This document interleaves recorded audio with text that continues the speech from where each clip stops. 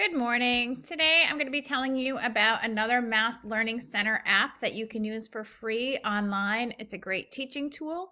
I'm going to just punch into my search bar, Math Learning Center, and then apps. And you're going to see that I'm going to get this that comes up, and then I'm going to get some choices here. I'm just going to click on the free math apps. And that's going to bring me to this page. Now, in some other videos, I've taught about the other applications that are out there. Today, I'm going to be talking about number frames, this one right here. Now, if you click on the name number frames, it's going to go to a page that just gives you some information about it. For the purpose of this video today, what we're going to be doing is we want to click on the Open Web App to go right to the application. Now, number frames are great for kids understanding the relationships of 5s and 10s, and they're usually typically used with students in grades kindergarten and first grade when they're learning about number and number relationships. So I'm just going to teach you about some of the tools that are available for this. First, you're going to click on this frame over in the left-hand corner, and it's going to ask you what type of frame that you want. Now you see that it's giving you some options. Kindergartners very early in school might start with a 5 frame and then they quickly move to a 10 frame. 20 frames are not often used in school. Usually we'll use a series of 10 frames rather than have it be a 20 frame, but that is available for you. There's also this 100 frame, and a 100 frame may be used with students when you start to work on multiplication, so that students can really see the relationships between multiplication and arrays, which are rectangular arrangements of squares that you can see a relationship with multiplication by looking at the area. Today I'm just going to focus on those beginning skills that we use with addition and subtraction in kindergarten and first grade. So I'm going to choose a 10 frame. Now 10 frames, students will first work with recognizing numbers. So we might just start by adding numbers to the 10 frame and asking students, okay, how many are here? Now, ideally, kindergartners at this point should be able to recognize that if the full first row is filled in, then that is 5 because it's all filled in. They won't need to be doing the one-to-one correspondence by counting each one of them, but you will have students that need to count each one. Then hopefully we move to that we understand that 5 and 1 more is 6, and students start working on those sorts of relationships. Now, if you want to put in more than one at a time, if you click on this 5 here and you drag it out, it will fill in the whole bottom, so that makes it a little quicker. Also, if I add another 10 frame on here, I'm going to drag it down. If I wanted to fill in the whole 10 at one time, I can drag this out and I can fill in a whole 10 at once. So that's just a way that we can work quickly with these 10 frames.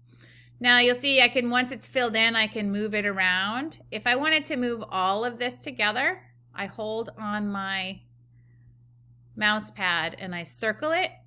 And then what I can do is it highlights everything and I can move. Whoops, I'll try that again. Sometimes it doesn't work exactly as I want. Once it's there, it's failing me this time. But a lot of times you can lasso a whole group. There, now it's all highlighted, and I should be able to, well, I guess I'm lying to you today. I wasn't able to move the whole group, but a lot of times that's how you move the whole group if you would like to move the whole arrangement. So as students get more savvy with numbers, a lot of kindergartners have been working with teen numbers, so they might, if I start to take these away by clicking them and pressing on delete, students might be able to recognize that 10 and 5 more is 15. Or 10 and 6 more is 16. So it's really a great way of working on those beginner number recognition skills. And then kindergartners are starting right now working on addition and subtraction. So this little bar that I clicked on down here, I have 10 plus 6 equals 16. What students can do is they can represent what they have made with an equation and be able to write that down below. So those are fun ways that you can use this app. Now you can also don't have to use red tokens here or red markers, you can use blue markers. We have the option of blue markers over here. You can also use different shapes. So if you don't want to use circles, you can make it fun and use like ladybugs instead. So now I've changed it to ladybugs, and I can start filling in my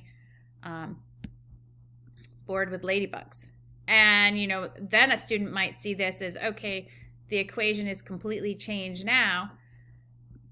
Now I have 16 plus my 4 ladybugs. That equals 20 altogether. And then you've got a totally new relationship that you have written up. So there's some ways that you can use that. And you can see if I click on that again, that it's not just, we have all kinds of shapes you can choose from. You can change the colors. If you don't want to have red ladybugs, you can have yellow.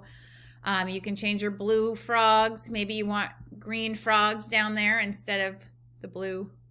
So you can play around with that. So as with any of these apps, I encourage the first time students play around with these, let them play. Let them have a lot of fun doing certain things. Then we can get into ideas where we've covered up something. So if I bring up my shade and I cover this up and I can drag this to make it bigger. Now if I get rid of this equation, I might have to have students figure out, I know my equation is 16 plus 4 equals 20. What must be hidden underneath there? And then you can play little guessing games with kids about what's underneath. And if you click on the eyeball, it will show you what's underneath. So that's a fun way also to have students, really working with their number relationships and see if they're understanding what they're doing. So that's the shade. Of course, we can click the color button, and I can always change colors of if I wanted to change the green, I can highlight some of these. I can highlight it and change it green if I want to. So now maybe I've got a new equation that's 10 plus 2 plus 4 plus 4, and see what that comes up with and see if students recognize that that's 20. You can also have them write ladybug math. You can use some, and I can drag that up here. There you go. I can have a title to it. So students can do some writing on this too. They can also do some drawing. So this little draw tool that shows up, you might want to have them circle the groups that they're seeing. Whoops, I gotta click on the pen. There it is. So, I see. There's a group here. There's a group here, and a group here. So they don't have to write just with the keyboard. They can also write 10 plus 2 plus 4 plus 4 equals 20. So there's another use for that as well. So they can use these drawing tools. And over here, this one's an eraser. So if you wanted to make the bottom of that 4 a little bit shorter, or if you want to erase everything that you've done, you can click on clear drawing and it will get rid of all of that drawing for you. A couple other really cool features of this are, this is a sharing tool. So a lot of teachers are using Seesaw right now. And so if you want to save the work, you have this option to save this image. If you want to share a link, so let's say that as a teacher, maybe you've created a lesson using this. You want to copy this link and have this go onto your Seesaw account, that you can. So it's got some really cool features here that you can use with either as teachers are working with students or as students are showing their work with teachers. You have the ability to share this work fairly easily by using these share tools. So that's kind of a really quick overview of the number frames application. Again, all of these applications on the Math Learning Center are free. They don't require you to download anything. They're just web applications, so there's no purchasing, there's no downloading or anything. You can just go right on there and play. So parents, let your students play with these apps. Teachers, I hope you will use these to create some lessons. And students, I hope you will show your teachers what you've learned with these apps and by sharing your work with them. Okay, this will be on my YouTube channel and also on my blog. I hope everybody has a great day.